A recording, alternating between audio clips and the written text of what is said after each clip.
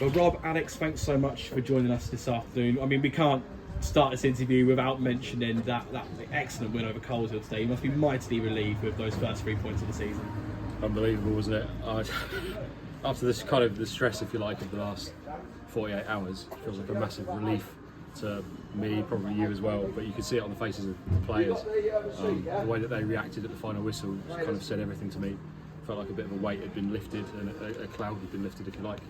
And hopefully we can take that sort of form into forthcoming games. Anything you'd add to that, Rob?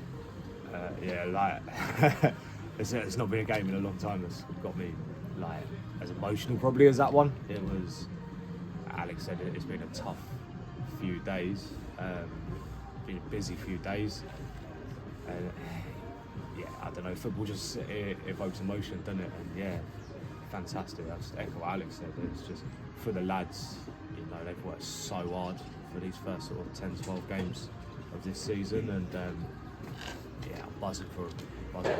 It's been a tough week, as you mentioned. We obviously saw the departure of Chris on Thursday, someone who we've all got to know, someone we've got to love over his time at Rushden. I know there'll be some things that stay behind closed doors, but what can you tell us about how those events transpired and his departure?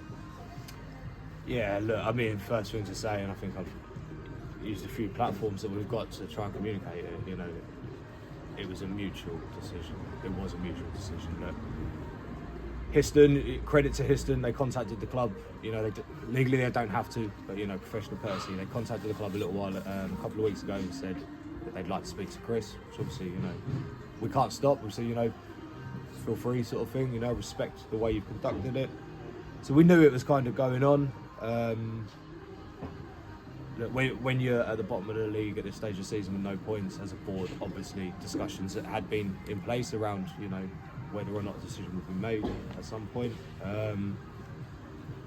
That happened on Wednesday night, and on Thursday Chris told me and said, called me and said the Histon job, you know, was something that interested him.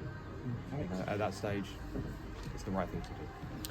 I can only echo what Rob sort of said there. Really, I've got nothing but good words to say about Chris. I've thoroughly enjoyed working with him and all of the team, really. But I feel like it came to kind of a point where I think you said in your programme notes something sort of needed to change, really. And the thing with Histon is forced our hand, but let's be realistic about it. You know, if we'd have come here with Chris as manager and we'd have lost today, we'd probably have had a decision to make right now.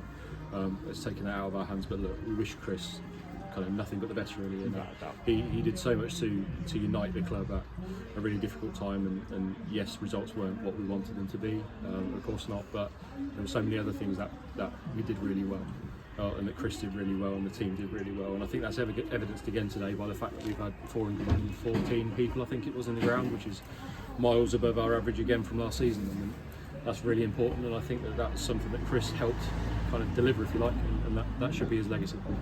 There's been a couple of departures from the playing squad as well. Obviously, Jake Kerrins has followed Chris to Histon. Will Glenham's gone to Stamford. What can you tell us about those pieces of news? So Jake was a bit of an obvious one, really. So obviously, when I spoke to Chris yesterday, I had a bit of a joke with him and said, it might be the day before, I said, please don't come and try and take our players. And he said, well, look, Jake Kerrins lives in Histon, so it's a fairly obvious one for him to come and play for me there, at which point you say, okay, fair enough, like, we're not going to hold Jake here against his will when he can literally walk to the ground. So that was just one of them, really. And then Will Glenham, look, I think we saw probably more so last season than this season, but over the overall piece, I think he's good enough to be playing at step 3. And look, good luck to him at Stamford. I think it's the unfortunate thing, really, when you probably got these young players, and Chris had this kind of ethos of bringing through these younger players, but ultimately we can, whilst we're a step 4 club, step 3 clubs, step 2 clubs are probably going to come in for these guys if they're really shining, and that was the case with Will. Good luck to him. I think I'd have to say with that as well.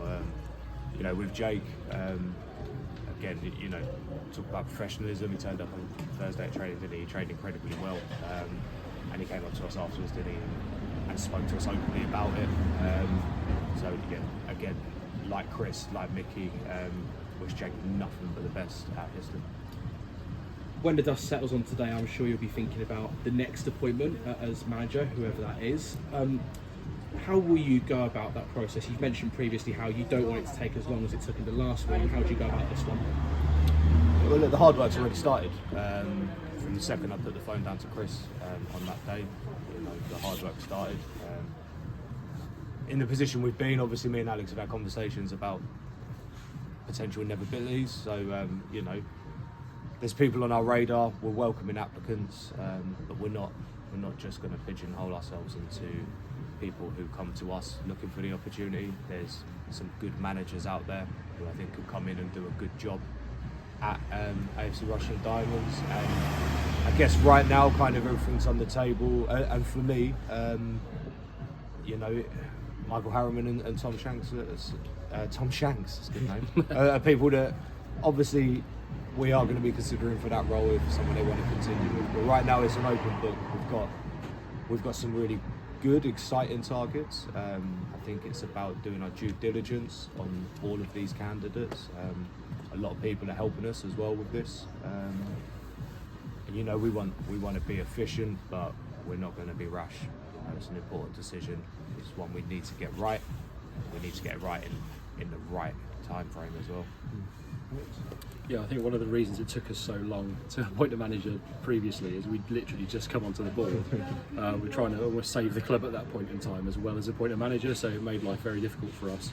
Obviously we don't have necessarily those kind of restrictions around us this time, and perhaps today's result just takes the pressure off us a little bit in that regard. I mean, if we'd have turned up today and lost 4 or 5-0, then all of a sudden we're probably scrambling to try and get something sorted out this week or whatever, but it gives us a little bit more time to make sure that we kind of get the right applicant basically, and the person that we need, and this is quite a big appointment for us. I think it would be fair to say, given where we are in the league and the possibility of, you know, what could happen and potentially going down, how damaging that could be. I think it's quite important that we get this right. I don't want to put pressure on the pair of us, but it's one of them, isn't it? Let's face facts, that's where we are. So we'll take our time, we'll make sure we do our due diligence, as Rob said, and ultimately get the right man or the right men.